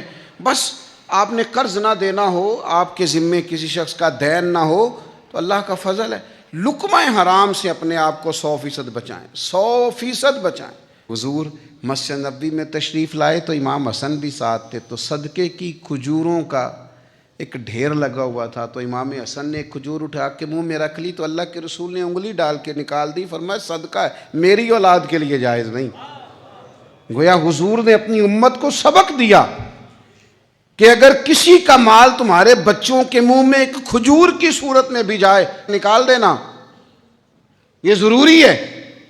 یہ یاد رکھیں، یہ جو بے چینیاں ہیں، بے قراریاں ہیں، یہ جو دکھ ہیں، یہ جو تلخ رویے ہیں، یہ جو لڑائیاں ہیں، یہ جو گھروں کے اندر طرح طرح کا فساد ہے، یہ جو الجھے بے چین تڑپتے اور ایک دوسرے سے خفا ہوتے لہجے ہیں، غور کرنے کی ضرورت ہے۔ کہیں کوئی ایسا بوجھ تو نہیں آ گیا، کوئی لقمہ حرام کی آمیزش تو نہیں آ گئی جس نے حالات اس قدر زیادہ تلخ کر دیے؟ میرے عزیز یاد رکھیے گا، جب تک رزق کے مسئلے میں ہم پاکیزگی والا مزاج نہیں بناتے، اپنی طبیعتیں ٹھنڈی نہیں کرتے۔ دیکھیں ایک جملہ کہہ کے نبی پاک علیہ السلام نے اس بات کو کہاں پہنچا دیا، فرمایا جو وجود حرام سے پلے گا، جو گوشت حرام سے پلے گا، حضور فرماتے ہیں وہ جنت میں نہیں جائے گا، وہ نہیں جائے گا جنت میں، چونکہ پلا وہ حرام سے ہے تو وہ جنت کے لیے نہیں ہے، اس کا ٹھکانہ کچھ اور ہے۔ تھوڑی سی احتیاط کرنا، تھوڑا سا لحاظ کرنا، تھوڑا چیزوں کو سمجھنا، تھوڑا غور کرنا۔ یہاں یہ حالت ہو گئی ہے کہ چند ہزار روپے کے معاملے میں لوگ غیر محتاط، سمجھدار نہیں۔ حضرت ابو الحسن رحمۃ اللہ علیہ فرمایا کرتے تھے میں بغداد کے اس تاجر کی ان 2 بیویوں کے بارے میں ہر روز دعا کرتا ہوں، اور وہ روز دعا کرتے تھے۔ تو لوگوں نے کہا حضور کون سا تاجر، کون سی بیویاں؟ تو کہنے لگے یہ ہمارے بغداد کا ایک تاجر تھا، ملک شام تجارت کے لیے جایا کرتا تھا، تو اس کو وہاں مہینوں رہنا پڑتا تھا، سفر بھی بڑا لمبا تھا، ظاہر ہے گھوڑے پہ یا پیدل جانا پڑتا تھا، اونٹ پہ جانا پڑتا تھا۔ تو اس نے سوچا میں مالدار ہوں، وسعت ہے، تو وہاں نکاح کر لیا، اس نے ایک شادی کر لی، مکان بھی لے لیا، پہلی بیوی کو بتایا نہیں۔ بیوی آپ کو پتہ ہے بڑی سخت قسم کی جاسوس ہوتی ہے، جو کسی کو پتہ نہیں چلتا بیوی کو پتہ چل جاتا ہے۔ تو وہ ظاہر ہے کہ پہلے یہاں سے کپڑے دھل کے جاتے تھے، وہاں سے کپڑے بغیر دھلے آتے تھے، کئی اور چیزیں تھیں، اب سارے معاملات اور طرح کے ہونے لگے تو بدلے بدلے سے میری سرکار نظر آتے ہیں۔ اس کو تھوڑی سمجھ آ گئی، اس نے ایک بندے کو پیسے دیے کہ اب کہ یہ شام جائے تو ذرا اس کی جاسوسی تو کرنا۔ تو وہ شخص ملک کے شام تک جاسوسی کرنے گیا اور واپس آ کے اس نے کہا کہ بہن تیرے شوہر نے وہاں نکاح کر رکھا ہے، گھر بسایا ہوا ہے۔ اس نے کہا پوچھ لیتی ہوں، لیکن یہ جب ملک کے شام سے ہجرت کر کے تجارت کر کے واپس آیا تو بیمار تھا بڑا سخت۔ تو خاتون بڑی سمجھدار تھی، اس نے کہا یہ کچھ ٹھیک ہو جاتا ہے، گیا تھا تو تب بھی کچھ ٹھیک نہیں تھا، تو واپس آیا تو زیادہ بیمار ہو گیا، تو کچھ بہتر ہو جاتا ہے، تو میں اس سے پوچھوں گی کہ آپ نے مجھے نہیں بتایا اور نکاح کر رکھا ہے، لیکن اللہ کو کچھ اور منظور تھا، اسی بیماری میں وہ تاجر فوت ہو گیا۔ سوال جواب کا وقت نہیں آیا۔ شیخ ابو الحسن رحمۃ اللہ علیہ فرماتے ہیں عدت گزری، اولاد تھی نہیں، 2 ہی بیویاں تھیں، کوئی اور رشتہ نہیں تھا، عدت گزری تو اس بیوی نے جو بغداد میں تھی، جس کے پاس لاکھوں کروڑوں کے حساب سے ورثہ چھوڑ گیا تھا، اس نے اس کے 2 حصے کیے جائیداد کے، اور اسی جاسوس کو ساتھ لیا اور ملک شام چلی گئی۔ جا کے کہنے لگی بہن وہ میرا ہی شوہر نہیں تھا، تیرا بھی تھا، تو یادہ حصہ تیرا بنتا ہے جائیداد میں، تو رکھ لے۔ تو وہ کہنے لگی جس رب رسول کو تو مانتی ہے میں بھی اسی کو مانتی ہوں۔ کہا معاملہ کیا ہے؟ کہنے لگی بالکل وہ میرے شوہر تھے، مجھ سے نکاح کر رکھا تھا، مجھے اخراجات دیتے تھے، اس بار جب وہ آئے تھے تو بیمار تھے، تو مجھے کہنے لگے اب مجھ سے تجارت بھی نہیں ہوتی اور مجھے لگتا بھی نہیں کہ اس بیماری میں ٹھیک ہو سکوں گا، خدا جانے دوبارہ آ سکوں کہ نہ آ سکوں۔ مجھے انہوں نے 3 لفظ کہہ کے طلاق کے آزاد بھی کیا، مکان بھی دیا، کچھ رقم بھی دے دی، کچھ اور ضروریات کی چیزیں بھی دے دیں کہ یہ تمہارے وقت میں، آنے والے وقت میں تمہارے کام آئیں گی، ڈھیر سارا مجھے مال دیا۔ بہن میرا جو بنتا تھا مجھے مل چکا ہے، اب چونکہ جب ان کا انتقال ہوا تو میں بیوی نہیں تھی، بیوی صرف تو ہے، لہٰذا اس سارے کی مالک تو ہے۔ حضرت ابو الحسن فرمایا کرتے تھے ممبر پہ میں بیٹھتا ہوں، جمعے میں پڑھاتا ہوں، نمازیں میں پڑھاتا ہوں، اور ارادت مندوں کی تربیت میں کرتا ہوں، شاگردوں کا استاذ میں ہوں، لیکن جو تقوی ان 2 بیویوں نے اختیار کیا ہے، میرا دل کرتا ہے روز اللہ کی بارگاہ میں ان کے لیے دعا مانگوں کہ انہوں نے کسی کے حصے کا ایک لقمہ بھی لینا پسند نے کہا ہمارا بنتا نہیں، ہمارا حق نہیں، ہمیں چاہیے۔ میرے عزیز جب یہ معیار ہوتا ہے نا تقوی کا، پھر روحانیت نازل ہوتی ہے، پھر انسان باطنی طور پر ترقی کرتا ہے۔ سنو،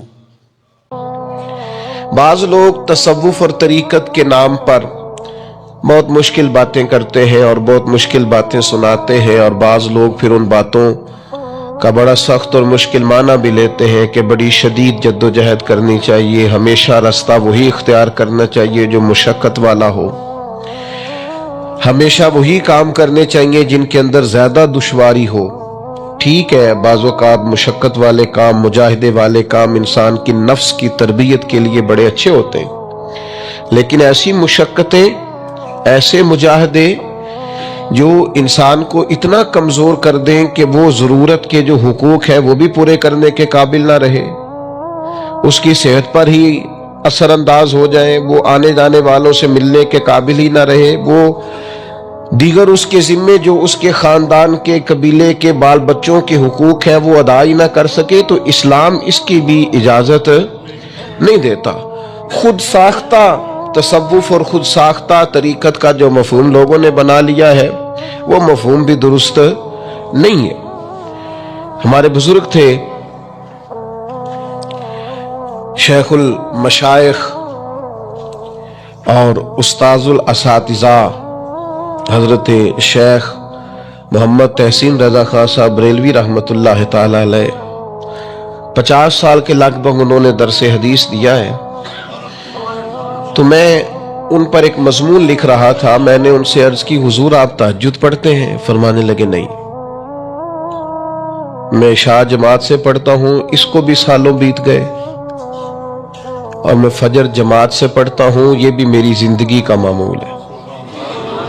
لیکن میں سحری کے وقت اس لیے نہیں اٹھ پاتا کہ مجھے صبح 8 بجے بیٹھ کر بچوں کو درس حدیث پڑھانا ہوتا ہے، عشاء کے بعد مجھے مطالعہ کرنا ہوتا ہے، تو میں سمجھتا ہوں یہ بھی میرے لیے نفل عبادت ہے، لہٰذا میں رات کو بھی کتاب و سنت دیکھتا ہوں اور سارا دن بھی کتاب و سنت پڑھاتا ہوں، امید ہے میرا رب مجھے تہجد کا اجر بھی عطا کرے گا۔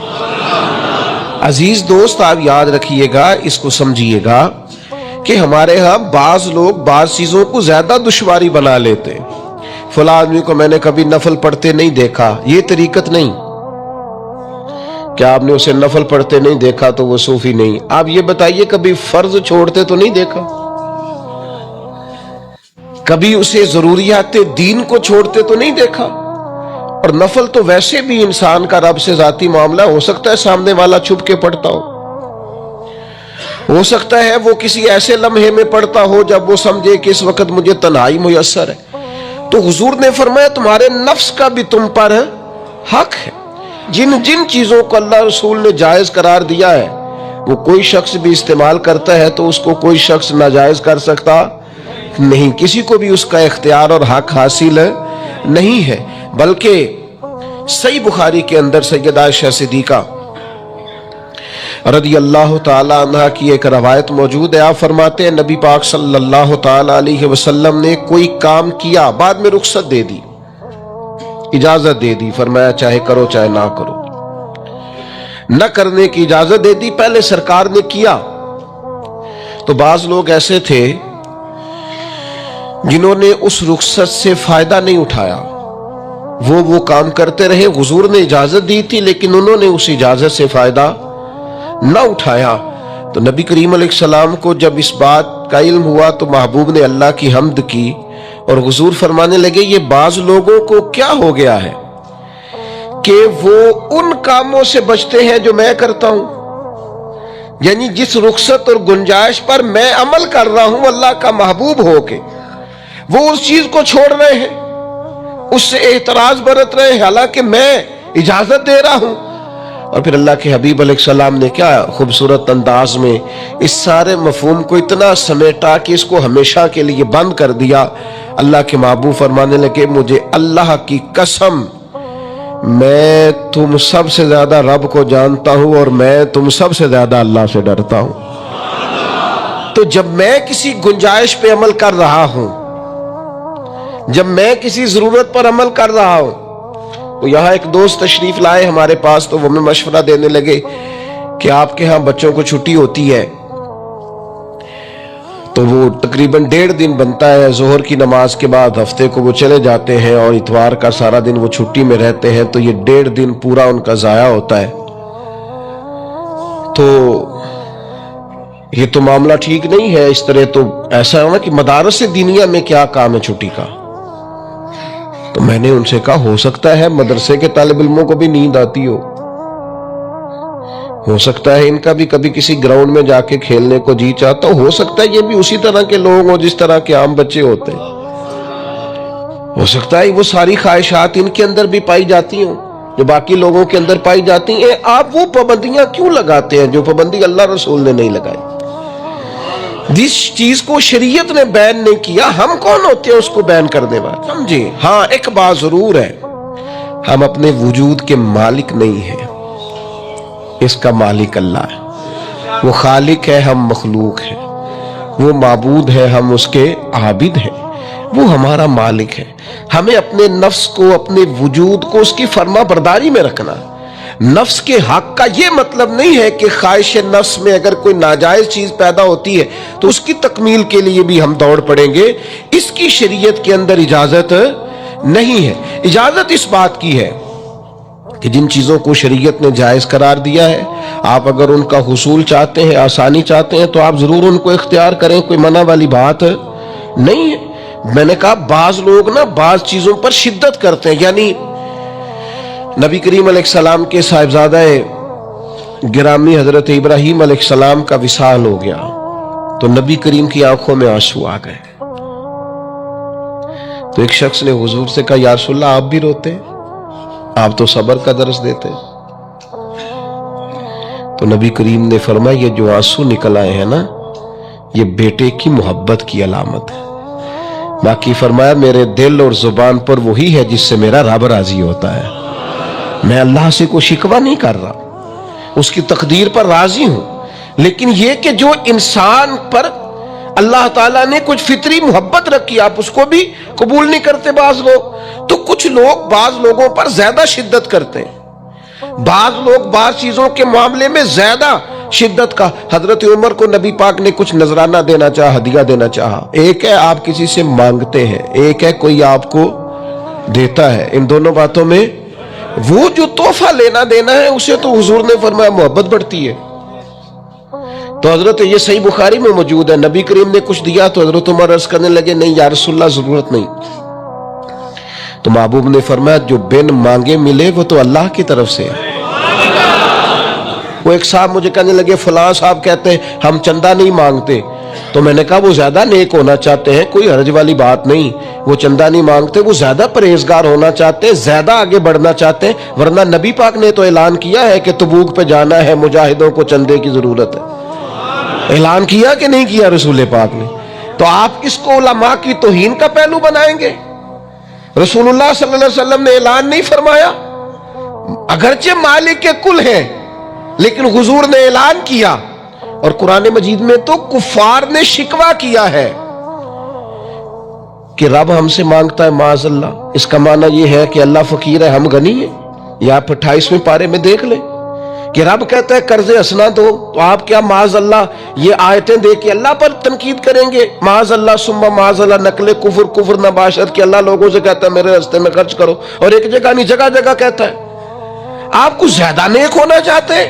یعنی جس بات کا اللہ اعلان کر رہا ہے وَمِمَّا رَزَقْنَاهُمْ يُنْفِقُونَ، جو میں نے تمہیں دیا ہے میری راہ میں خرچ کرو، جس کا حضور اعلان کر رہے، ایک شخص کھڑا ہو کے کہتا جی ہو مولوی چندے مانگتے۔ او خدا کے بندے، جو کام عین کتاب و سنت میں موجود ہے، تم کو ضرورت سے زیادہ نیک ہونا چاہتے ہو تو یہ تمہارا خود ساختہ دین ہے، یہ رسول اللہ کا دین نہیں ہے، یہ تمہارا۔ اور لوگ ہیں کہ کہہ رہے واہ واہ بڑی بات ہے۔ تو اس لیے ہمارے وجود کا بھی ہم پر حق ہے۔ چند ایک نفس کے حقوق آج بیان کرنے۔ سب سے پہلا ہمارے نفس کا ہم پر حق یہ ہے کہ ہم اپنے آپ کو پہچانیں، اپنی صلاحیتوں کو پہچانیں، اپنے اوپر غور کریں۔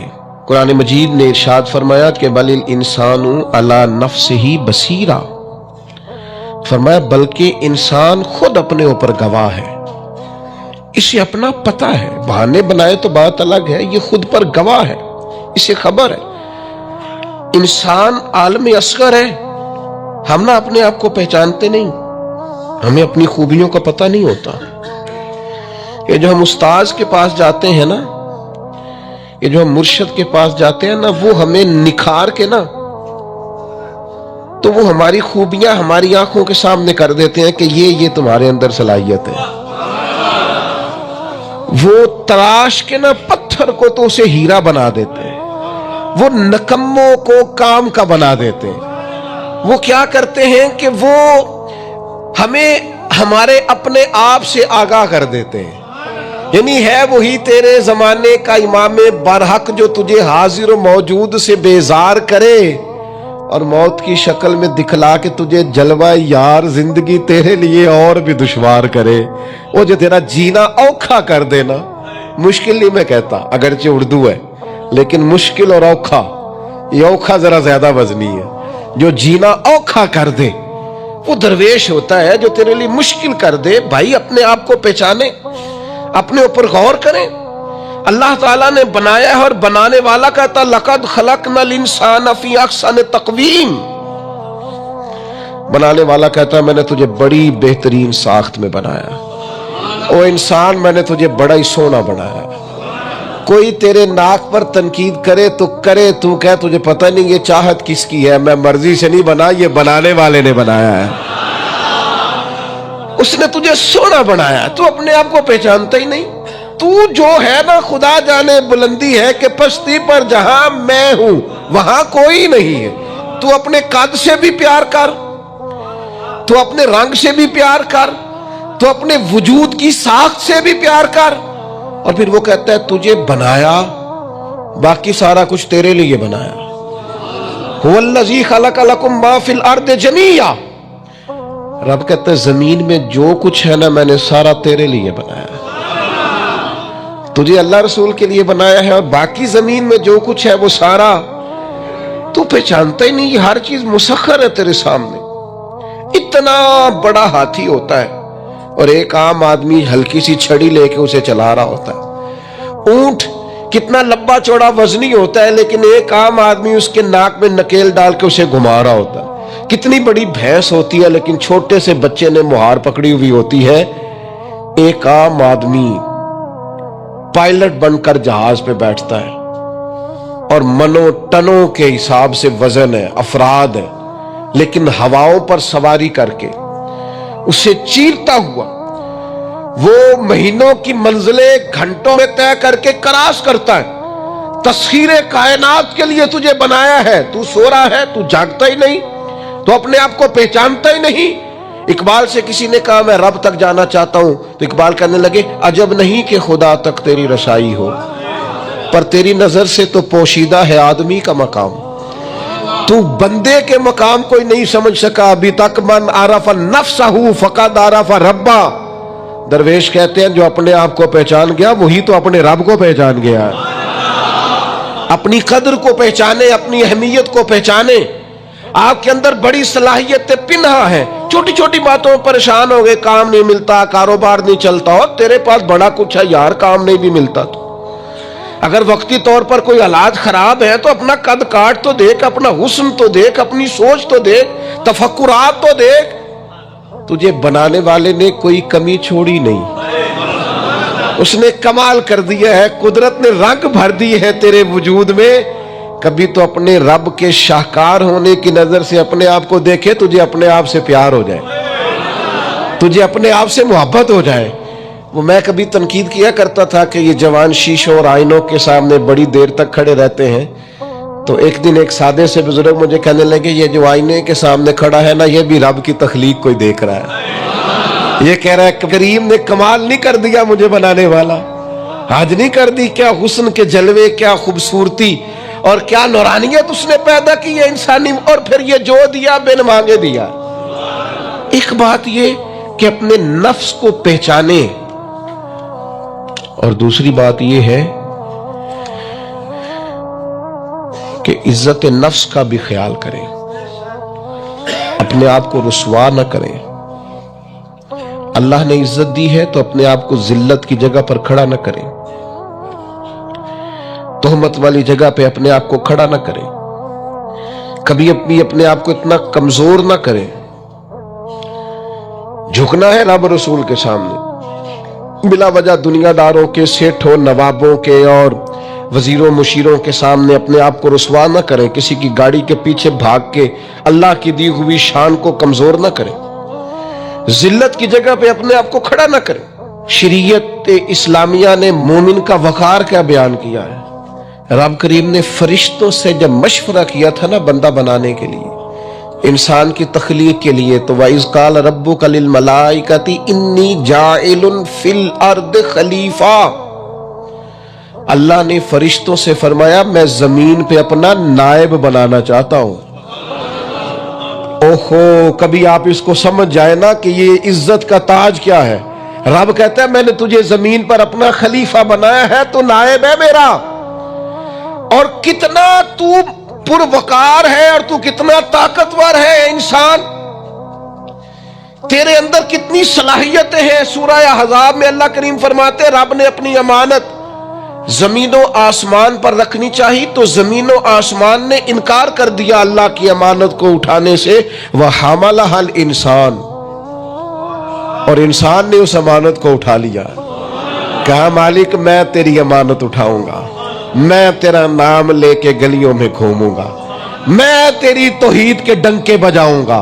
حضرت انسان نے کہا میں تیرے نام کے نعرے لگاؤں گا، میں تیری عبادت کروں گا، میں تیرے لیے نکلوں گا، میں تیرے لیے خیرات کروں گا، میں تیرے رستے میں اپنی صلاحیت۔ وَحَمَلَهَا الْإِنسَانُ، انسان نے امانت اٹھائی اور کہا مالک میں نکلوں گا تیرے نام کی سربلندی کے لیے، میں تیرے نام پر جہاد کروں گا۔ اگر جان دینی پڑی تو دعائیں مانگ مانگ کے کہوں گا مالک میں تیرے راستے میں شہید ہونا چاہتا ہوں۔ اللہ کی امانت کو حضرت انسان کیوں اپنے آپ کو رسوائی والی جگہ پہ کھڑا کرے، کیوں کمزور کرے؟ بہت پہلے کہا تھا، فقیر آدمی ہوں، جو باتیں کہتا ہوں کوشش کرتا ہوں سوچ سمجھ کے کہوں۔ بہت پہلے کہا تھا میں نے کہ جو اپنی برادری کو بڑا جانتا ہے اس کی زیادتی نہیں، زیادتی اس کی ہے جو اپنی برادری کو سب سے چھوٹا جانتا ہے۔ تو بڑا نالائق ہے، تو کہتا ہے میں چھوٹی برادری میں پیدا ہوا ہوں، تو مرضی سے پیدا ہوا ہے، یہاں تجھے تیرے رب نے پیدا کیا ہے۔ جو ماں تیرے، میں نے ایک دفعہ کہا کچھ دوستوں سے، کہنے لگے کدھر جا رہے ہیں؟ میں نے کہا اپنے والد صاحب کے مزار پہ۔ کہنے لگے پیر تھے؟ میں نے کہا نہیں۔ عالم تھے؟ میں نے کہا نہیں۔ کسی بہت بڑے ادارے میں کسی صدر نشین کی سیٹ پہ بیٹھتے تھے؟ میں نے کہا نہیں۔ وہ ٹریکٹر پر بیٹھ کر کھیتوں میں ہل چلاتے تھے، شام کو بھینسوں کا دودھ دھوتے تھے، وہ کسان تھے، وہ محنت کرتے تھے، پھر وہ تاجر تھے، تھوڑی سی تجارت کرتے تھے۔ لیکن مجھے اگر کوئی کائنات میں پوچھے گا نا خوش نصیب کتنے ہو، تو میں کہوں گا میں نے اس طرح کا باپ نہیں دیکھا جس طرح کا اپنا باپ دیکھا۔ اس لیے کہ میری شخصیت میں اگر کوئی نکھار ہے تو سب سے زیادہ رنگ میرے ابا جی کے بھرے ہوئے، تو میں کیسے انکار کروں؟ سب سے زیادہ ان کے دیے ہوئے رنگ ہیں شخصیت کے اندر، ماں باپ کے۔ او بھائیوں، ناز کے ساتھ زندگی گزاری جاتی ہے۔ کبھی اپنے آپ کو رسوائی والی جگہ پہ کھڑا نہ کریں، کبھی اپنے آپ کو کمزور نہ کریں، مضبوط رہے، طاقتور رہے۔ اور تیسری بات، ایک تو اپنے نفس کو پہچاننا ہے، دوسرا اپنی عزت کرنی ہے۔ کس کی عزت کرنی ہے؟ اپنی عزت کرنی، تکبر نہیں کرنا، اپنی عزت کرنی ہے۔ عربی کے کسی شاعر نے کہا تھا جو اپنی عزت نہیں نہ کرتا اس کی عزت بھی کوئی نہیں کرتا۔ اب وہ آپ نے ایک عام محاورہ سنا ہوگا، اپنی عزت بندے کے اپنے ہاتھ میں ہوتی ہے۔ اس کا معنی کیا ہے؟ آپ کبھی بھی کوئی ایسا کام نہ کریں جس سے آپ کی ذلت ہو۔ آپ اپنی عزت کریں، آپ اپنی تکریم کریں، آپ اپنے وقار کو بلند رکھیں۔ آپ کبھی بھی اپنے لہجے کو، معیار کو کمزور نہ ہونے دیں۔ آپ فکری توانائی کا ہمیشہ مظاہرہ کریں، طاقتور رہیں، کمزور نہ پڑے کبھی بھی۔ اور تیسرا یہ ہے کہ اپنے نفس کی تربیت کریں۔ جس طرح انسان اپنے وجود کی نشو و نما کرتا ہے نا، وہ کہتا ہے یہ کھاؤں گا تو طاقت ہوگی، یہ کھاؤں گا تو بیمار ہوں گا، یہ کھاؤں گا تو میں فریش رہوں گا، یہ کھانے سے میری طبیعت میں درد ہوگی۔ اسی طرح وہ اپنی تربیت کرے، اپنی نشو و نما کرے، اپنی روحانی تربیت پر توجہ دے۔ وہ دیکھے یہ کام کرنے سے میری طبیعت گناہ کی طرف مائل ہوتی ہے، اس بری صحبت میں بیٹھنے سے میرے اندر بعض بری چیزیں آتی ہیں، اس کے پاس بیٹھنے سے سوچے میری گدلی میلی کچیلی ہوتی، اور اس شخص کی صحبت جو ہے وہ مجھے تازہ کرتی ہے، اللہ کے قریب کرتی۔ تربیت نفس پر توجہ دیں، اپنی باطنی کیفیات کو ملاحظہ کریں۔ اپنی تربیت سب سے زیادہ انسان خود کر سکتا ہے، بل الانسان علی نفسہ بصیرہ۔ انسان خود اپنے اوپر گواہ ہے، وہ خود محسوس کرے کہ کہاں کہاں میرے اندر غلطیاں ہیں، کہاں کہاں میرے اندر کمزوریاں ہیں، وہ ان ساری چیزوں پر متوجہ رہے۔ ڈاکٹر نے دوائی دینی ہوتی ہے، اور دوائی دینے کے بعد وہ کہتا ہے یہ نسخہ ہے اور یہ کھانے کی ترتیب ہے اور یہ آپ کی پرہیز ہے۔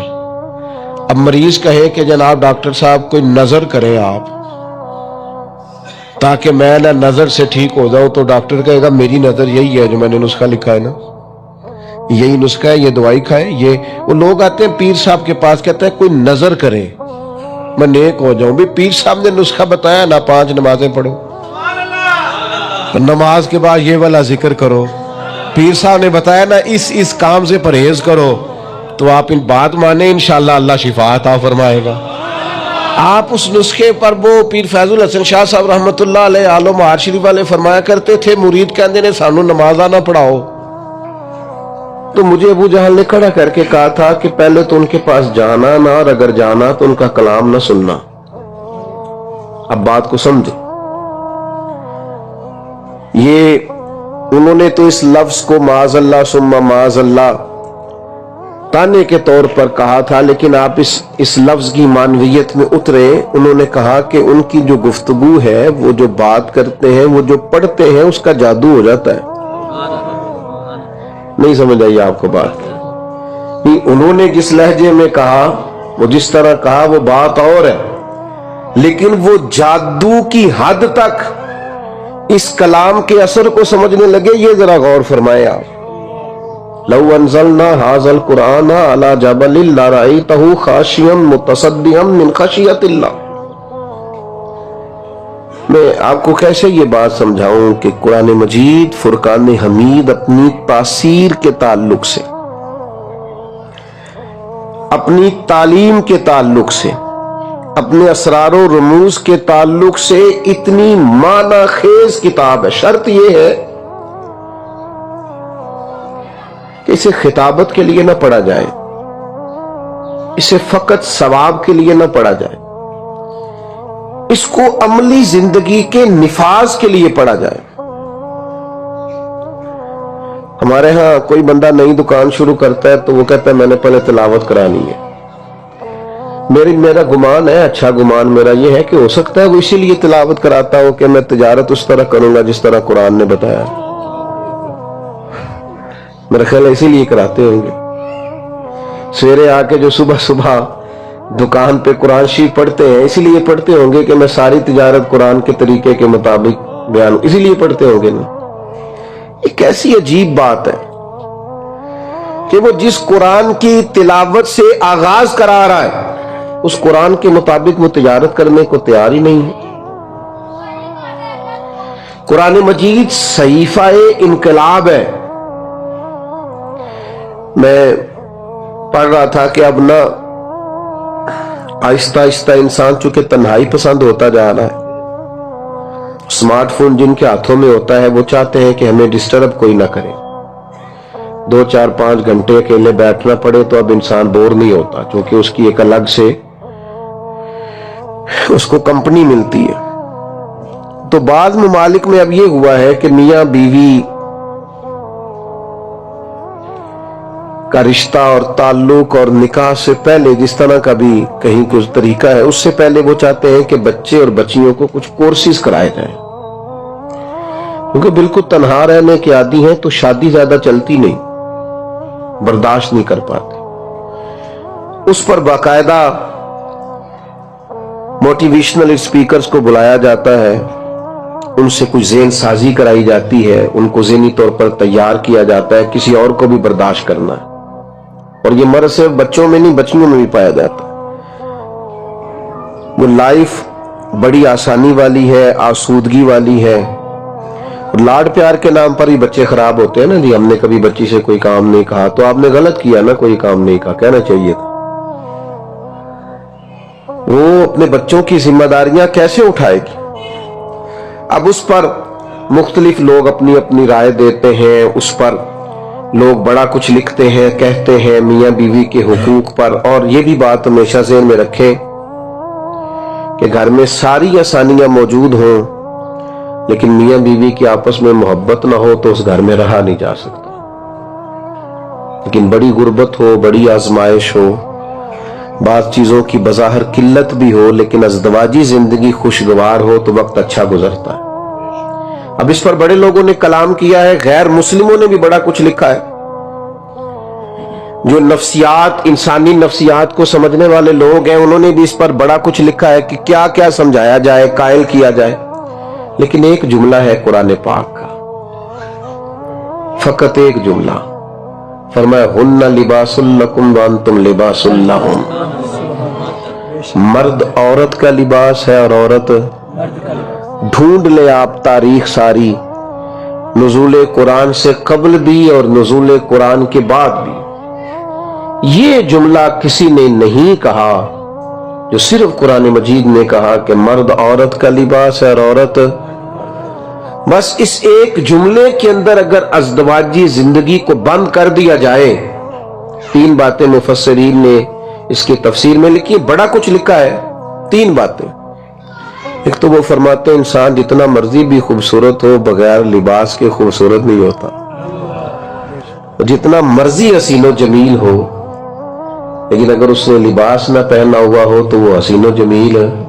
اس کا مطلب ہے کہ قرآن یہ فرماتا ہے کہ انسان کی خوبصورتی یہ ہے کہ اس کی ازدواجی زندگی بھی ہو، رہبانیت والا نہ ہو، وہ آزاد نہ ہو، اور دوسری بات یہ ہے کہ انسان کے وجود پر جتنے بھی عیب ہوں لباس اسے چھپا دیتا ہے، تو میاں بیوی بھی ایک دوسرے کے لیے پردہ بن جاتے ہیں، عیب چھپ جاتے ہیں، وقت گزرنے لگتا ہے۔ اور تیسری بات یہ ہے کہ اثر گرمی کا ہو یا اثر سردی کا ہو، اس اثر سے انسان کو لباس ہی بچاتا ہے۔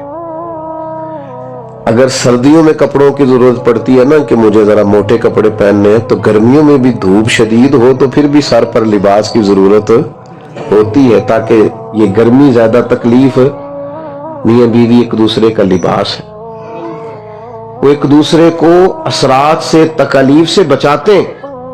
قرآن مجید عملی زندگی کے اندر اگر نافذ کر دیا جائے، روزمرہ کے معاملات اس ترتیب سے طے کیے جائیں جو قرآن مجید ہمیں بتاتا ہے، کیسے میں آپ کی خدمت میں یہ عرض کروں، کتنا مشکل ہو گیا ہے قرآن و حدیث کی تعلیم کو عام کرنا۔ ماننے والوں کے سامنے قرآن پڑھا جاتا ہے، جو ماننے والے ہیں ان سے کہا جاتا ہے کہ آپ حلال حرام کی تمیز کو سمجھیں، یہ قرآن مجید کا فیصلہ ہے۔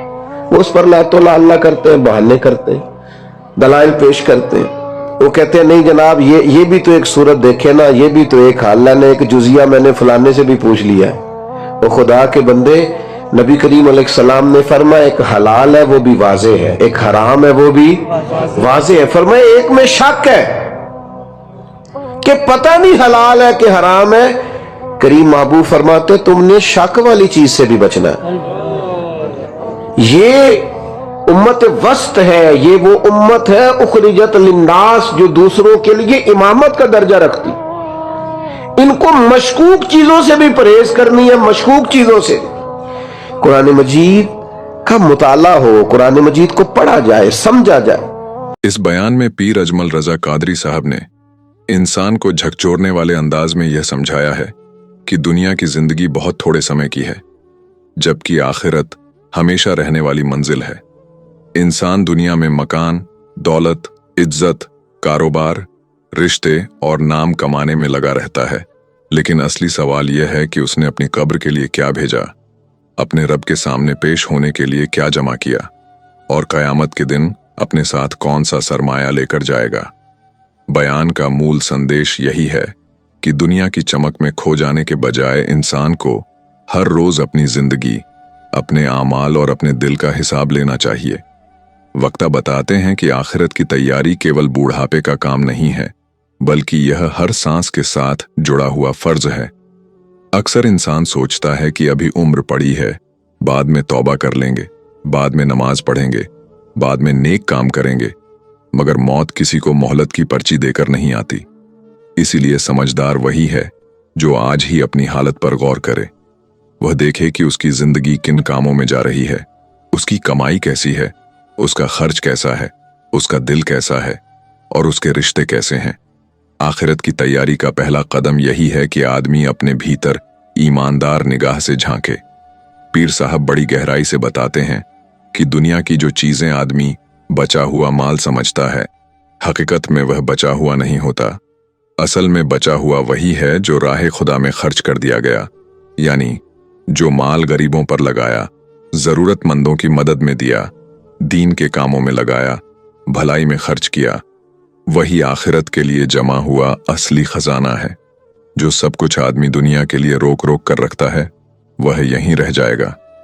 یہ درشٹی انسان کی آرتھک سوچ کو بدل دیتی ہے۔ تب وہ مال کو اپنی استھائی ملکیت نہیں بلکہ امانت سمجھتا ہے، اور سوچتا ہے کہ اسے کس طرح خرچ کیا جائے کہ قیامت میں کام آئے۔ بیان میں یہ بات بھی زور دے کر کہی گئی ہے کہ کیول بھاشن دینا، سندر شبد بولنا، لوگوں کو پربھاوت کر دینا کافی نہیں ہے۔ اصلی بات عمل ہے۔ انسان بہت کچھ جانتا ہو سکتا ہے، بہت کچھ پڑھتا ہو سکتا ہے، بہت کچھ سناتا ہو سکتا ہے، لیکن آخرت میں سوال یہ ہوگا کہ اس نے اپنے جانے ہوئے سچ پر کتنا عمل کیا۔ یہ ایسی بات ہے جو عالم، خطیب، طالب علم، عام آدمی سب کے لیے چیتاونی ہے۔ جو جتنا جانتا ہے اس کی ذمہ داری اتنی بڑھ جاتی ہے۔ اس لیے آخرت کی تیاری میں علم سے زیادہ ضروری علم پر عمل ہے۔ पीर अजमल रजा कादरी साहब ने बुजुर्गों और नेक लोगों के किस्से सुनाकर यह समझाया कि जिन लोगों का रुतबा बहुत ऊंचा था वे भी हिसाब के डर से कांपते थे। यह बात श्रोताओं के दिल में एक अजीब कैफियत पैदा करती है कि जब बड़े बड़े अल्लाह वाले अपने हिसाब से डरते थे तो हम जैसे गुनाहगार लोग किस गफलत में जी रहे हैं। इस तरह बयान सुनने वाले को यह एहसास होता है कि ईमान का तकाजा सिर्फ उम्मीद नहीं बल्कि डर और जवाबदेही की भावना भी है। रहमत की आस जरूर रखनी चाहिए, लेकिन उसके साथ अपने हाल की फिक्र भी जरूरी है। इस बयान की एक बहुत ही खूबसूरत और असरदार शिक्षा आसान हिसाब के बारे में है।